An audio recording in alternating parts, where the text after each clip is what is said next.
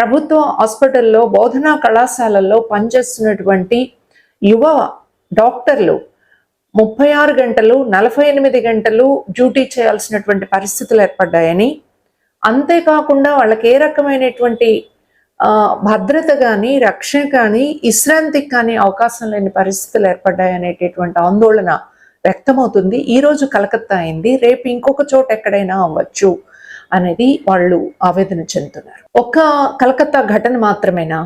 ఈరోజు దేశంలో ఇలాంటి నెంబర్ ఆఫ్ కేసెస్.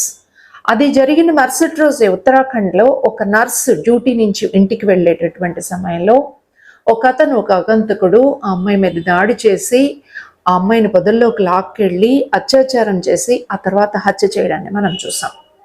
నిన్న మొన్న ఏలూరు టౌన్లో భార్యాభర్తలు ఇద్దరూ పని చేసుకుని కలిసి పడుకున్నటువంటి చోట మద్యం అలవాటు ఉన్నటువంటి అతనికి మద్యం అలవాటు చేసి మరొక ముగ్గురు అతన్ని కొట్టి ఆ అమ్మాయి మీద అత్యాచారం చేశారనేటటువంటిది వచ్చినటువంటి రిపోర్ట్లు. ఈరోజు కృష్ణా జిల్లాలో మరొక పాప, అంతకుముందు రోజు కర్నూలులో మరొక అమ్మాయి.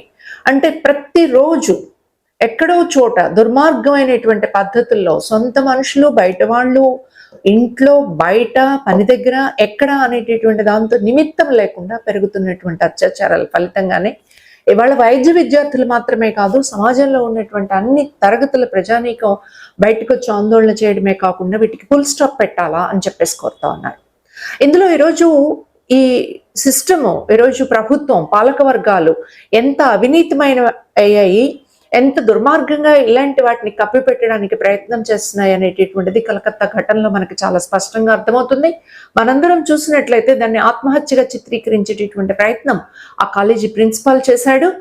ఆ తర్వాత కాలేజీ ప్రిన్సిపాల్ని సస్పెండ్ చేసినట్లే చేసి మళ్ళీ తిరిగి పోస్టింగ్ ఇవ్వడం ద్వారా రాష్ట్ర ప్రభుత్వం ఆ నేరంలో భాగమైనటువంటి ప్రిన్సిపాల్కి మద్దతు ఇవ్వడం మనకు కనిపిస్తుంది. ఆగస్టు 14న రిక్లైమ్ ద నైట్ అని చెప్పేసి స్వాతంత్ర దినోత్సవం సందర్భంగా మన స్పేస్ మనం పొందామని చెప్పేసి ఆందోళనకారులు విద్యార్థులంతా రోడ్డు మీదకి వస్తే వాళ్ళ మీద దాడి చేసి సాక్ష్యాధారాలన్నింటినీ కూడా నాశనం చేశారనేది వచ్చిన వార్తలు. ఆ కలకత్తా సిటీ పోలీస్ కమిషనరు అక్కడికి వచ్చి 2 గంటల తర్వాత ఏదో అంత సోషల్ మీడియాలో మాలంగానే ఇదంతా జరిగిందని చెప్పేసి నెపాన్ని దేని మీద వేసేయడానికి ప్రయత్నం చేయడం అని చెప్పేసి, అంటే పోలీసులు, రాష్ట్ర ప్రభుత్వము, కళాశాల ప్రిన్సిపాల్ వీళ్ళందరూ కలిసి అక్కడ ఒక బిగ్ మాఫియాని కంట్రోల్ చేయడానికి, ఆ బిగ్ మాఫియాని రక్షించడానికి వాళ్ళు పూనుకుంటున్నారు అనేటటువంటిది అర్థమవుతుందని వాళ్ళ వైద్య విభాగం అంతా కూడా తెలియజేస్తోంది. మన రాష్ట్రంలో కూడా అనేక హాస్పిటల్స్లో ఏ రకమైనటువంటి విశ్రాంతి గదులు లేవని, ఏదైనా నామమాత్రంగా ఉంటే అందులో కనీసమైనటువంటి అటాచ్డ్ బాత్రూమ్ కూడా లేదని, దుర్మార్గమైన విషయం ఏంటంటే డాక్టర్లు యూరినల్స్కి వెళ్లాల్సి వస్తుందని చెప్పేసి వాటర్ కూడా తీసుకోలేని పరిస్థితుల్లో ఉన్నామండి మేము అని చెప్పేసి చెప్తా ఉన్నారు.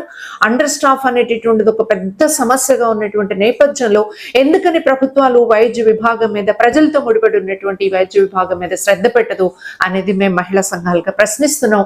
రాష్ట్ర ప్రభుత్వం, రాష్ట్ర ముఖ్యమంత్రి వెంటనే స్పందించాలని చెప్పేసి కోరుతా ఉన్నాం.